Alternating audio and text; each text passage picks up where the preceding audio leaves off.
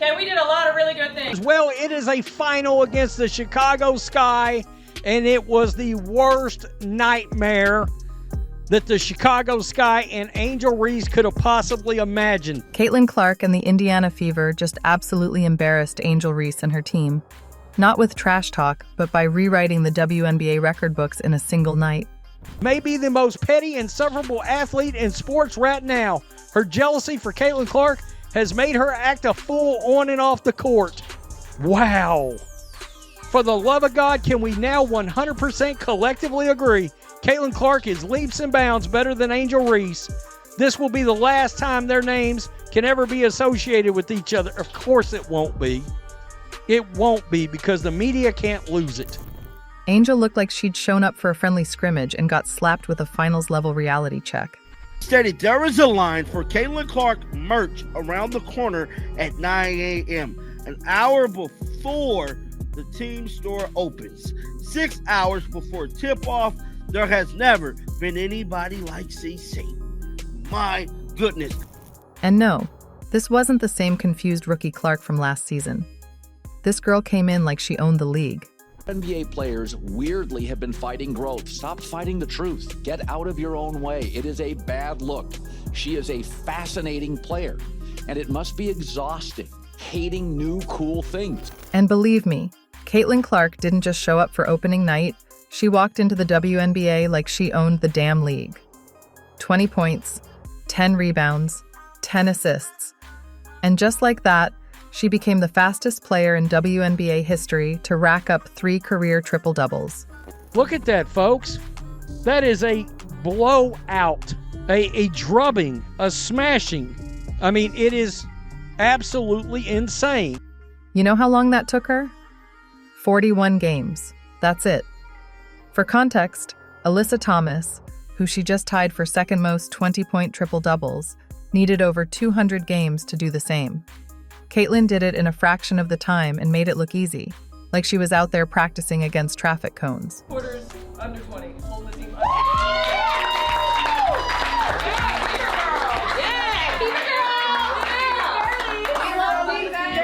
Steph said it, we were relentless, we played through possessions, but that physicality and that relentlessness, possession after possession, wears on a team.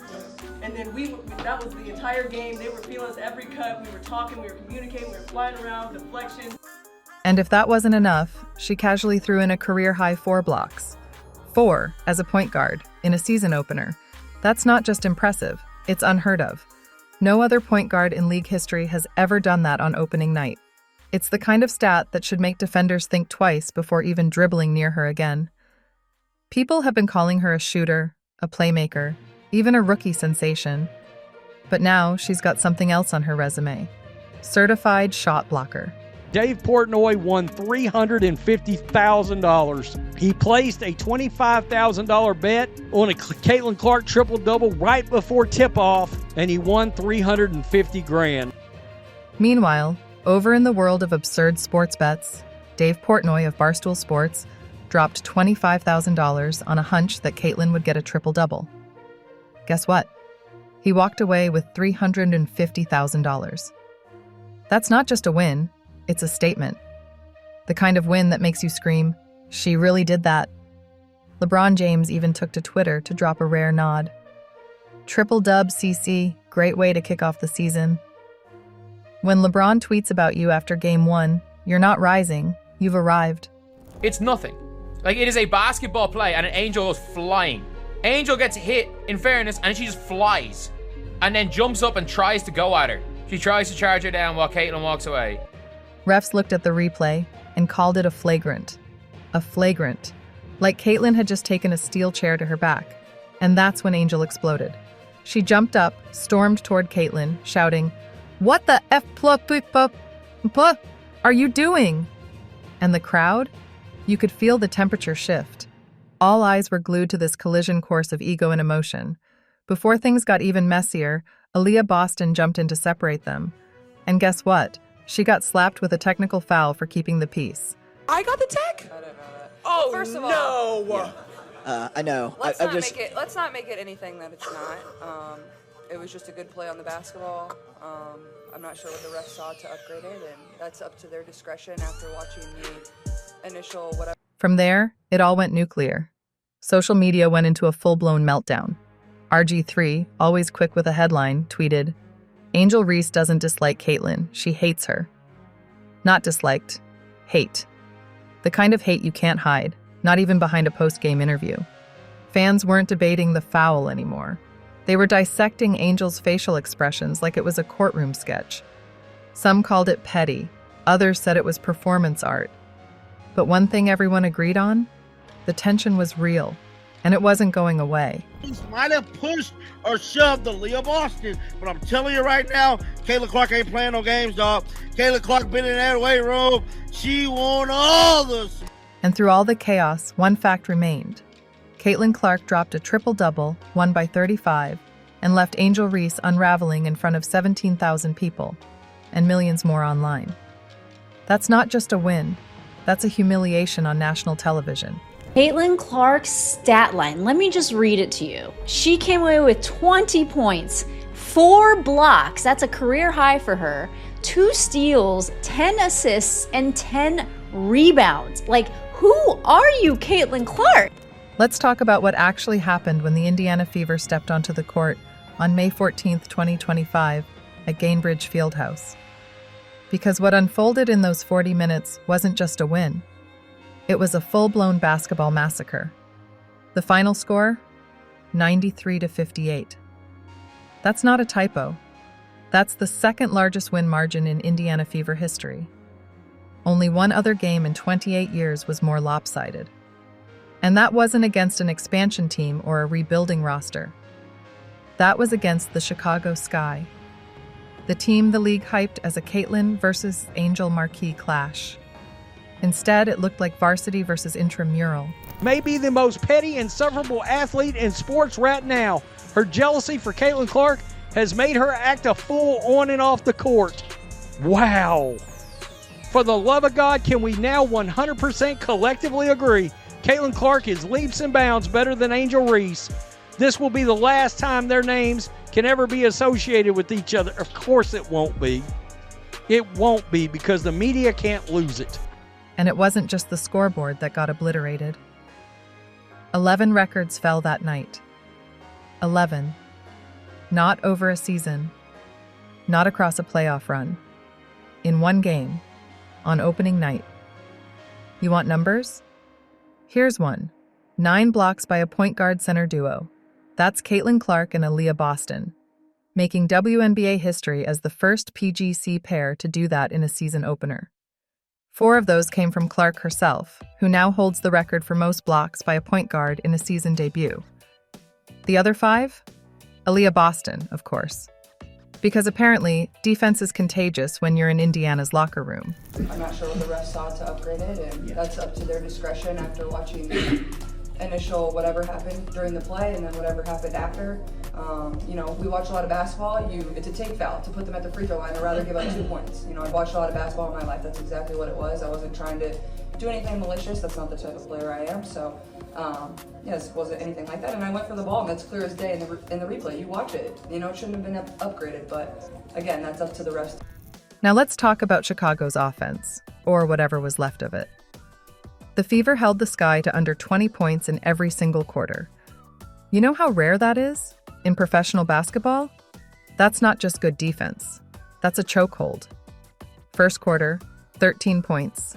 Second quarter, 14. Third, 16. Fourth, 15. Chicago couldn't even accidentally stumble into a 20-point frame. Every possession felt like a failed group project. It's a tough one. It is a really, really tough one because Caitlin Clark and the Indiana Fever are in fact one of the tougher teams to game plan for. They really are. And in this game, I mean, as I say this, he had 0 answers. Meanwhile, on the other end of the court, while Caitlin was racking up triple-doubles like it's part of her warm-up routine, Angel Reese was quietly being erased. But not by defense. By her own coach. Somewhere between her flailing meltdown and the technical foul chaos, Reese was benched mid-game. Not in the third quarter to rest starters. Not as a rotation decision. This was a cold, silent benching, and everyone watching knew exactly what it was. damage control. Destroyed the sky in front of a sold-out 17+ thousand. Fouled Angel Reese. Angel Reese loses her mind, tries to fight Caitlin Clark. And while all that drama simmered on Chicago's bench, Caitlin was out on the floor acting like she didn't even notice. She dropped dimes, nailed threes, grabbed boards, set screens. She didn't say a word to Angel, didn't even look in her direction. That's the kind of cold composure you can't fake. The more unhinged Reese got, the more Clark locked in. At one point, mid-fourth quarter, Clark found Boston on a pick and roll that looked like it was drawn with a ruler and a compass. It was smooth, brutal, and clinical. WNBA long before Caitlin Clark. Well, yeah, it's not my problem your social life was boring. I'm not going to apologize for watching it when it got really interesting. And I've said this about Steph Curry. I love Draymond Green and Jimmy Butler in pods. To make things worse, Fever head coach Christy Sides was asked post-game if they'd expected that kind of performance from Clark. Her response? "We expect this from her every night." That wasn't just confidence. That was a warning shot. If that was game one, good luck the rest of the season. Caitlin Clark said, "No layups in my house," and sent Angel Reese flying like it was a Southwest commercial. That flop had Academy Award winner written all over it. But the refs really looked at that and said, "Yep, that's definitely murder," and gave Caitlin a flagrant like she pulled a knife out mid-play. The moment Angel Reese's face twisted into that now iconic scream on May 14th, 2025, during the Indiana Fever's home opener, the internet did what it does best. It turned raw drama into digital gold. Within minutes, her expression was clipped, captioned, remixed, slowed down, and plastered onto everything from TikTok slideshows to coffee mugs.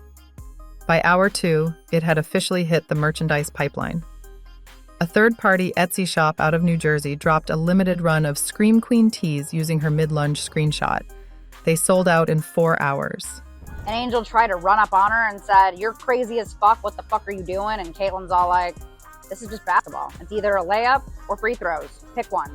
It's just a good take foul, you know? If either Angel gets wide open 2 points or, we send him to the free throw line. Nothing malicious about it. It's just a good take foul. Every basketball player knows that. By the time ESPN aired its post-game breakdown, TikTok had already moved on to round 2, dramatic reenactments. Users acted out the whole benching scene with voiceovers, adding fire emojis and clown music. One video using Reese's meltdown face with the caption, "When she realizes Caitlin dropped a triple-double and stole her storyline," got 3.8 million views in under 12 hours. It didn't matter what the box score said. The internet had chosen its narrative, and Angel Reese was cast as the villain in a play she didn't write. Caitlin Clark and the Indiana Fever is currently putting the beats on the Chicago sky, and I'm telling you right now, Angel Reese is furious because she wants to make it her business to beat Caitlin Clark this year, and I'm telling you right now. And the commentators? Split right down the middle. Kendrick Perkins called it passion. Chiny Ogwumike called it emotion on display. Stephen A. Smith, never one to be subtle, asked, "At what point does passion become a distraction?" On Fox Sports, Emmanuel Acho outright said Reese's behavior was a brand risk, noting how sponsors watch this kind of stuff. Even Jameli Hill tweeted that the whole moment reeked of immaturity, which, considering her prior defense of Angel, raised a few eyebrows. Some called it fire. Others called it a public meltdown. But no one called it forgettable. Why, sports supporters? Well, I told you guys there would be a follow-up video on the nuclear fallout. That's exactly what it's been. While that debate was setting sports talk radio on fire, Gainbridge Fieldhouse was doing something entirely different. Every time Caitlin Clark touched the ball in the fourth quarter, Fever fans erupted into chants of MVP. Loud, constant, unapologetic. Meanwhile, the sky bench was dead silent. The cameras panned to Angel sitting stiff, eyes locked forward, surrounded by teammates who weren't talking, not reacting, just existing. The contrast was sharp enough to cut steel. Over the take foul, as Caitlin Clark is calling it, and that's a great way to say it. It was a take foul. She was trying to prevent a wide open layup, although one could argue that She might have missed it anyway. And that contrast became the story. Because while Caitlin Clark was casually walking off with a 20-10-10 triple-double and a career-high 4 blocks, her body language never changed. She was poised, professional, laser-focused. Her only outburst? A quick fist bump with Boston and a smile when the final buzzer hit. That calm became a talking point. That stillness was clipped and shared with captions like, "How real stars carry themselves." Meanwhile, every camera angle of Angel, shouting, stomping, gesturing, was looped and ridiculed in memes with captions like, "Unbothered? Nah, unhinged." On Angel Reese, and then Angel Reese went absolutely, utterly berserk. The WNBA isn't blind. Front offices see the trending clips.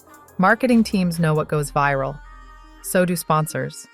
So does the NCAA, who watched all of this unfold just weeks after passing their emotional conduct memo in response to rising tensions in women's college ball. This wasn't a one-time explosion. This was evidence. Foul, either Angel gets wide open 2 points or, we send him to the free throw line. Nothing malicious about it. It's just a take foul. Every basketball player knows that. Analyst Monica McNutt said it bluntly on Get Up. If this continues, Angel won't be known for her rebounds.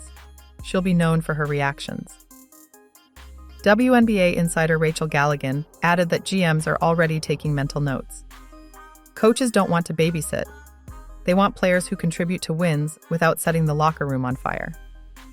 And now, with viral footage circulating faster than ESPN can spin up a highlight reel, the league has a branding dilemma. Does drama drive the WNBA's growth, or does it damage the product? Because the postgame isn't about tactics. It's not about execution. It's about theatrics. Caitlin Clark might have left the court with a win, but Angel Reese left with a full-blown PR crisis, wrapped in glitter and chaos. Do you think Angel Reese's meltdown was justified intensity, or has it crossed the line into liability territory? Let us know what side you're on in the comments.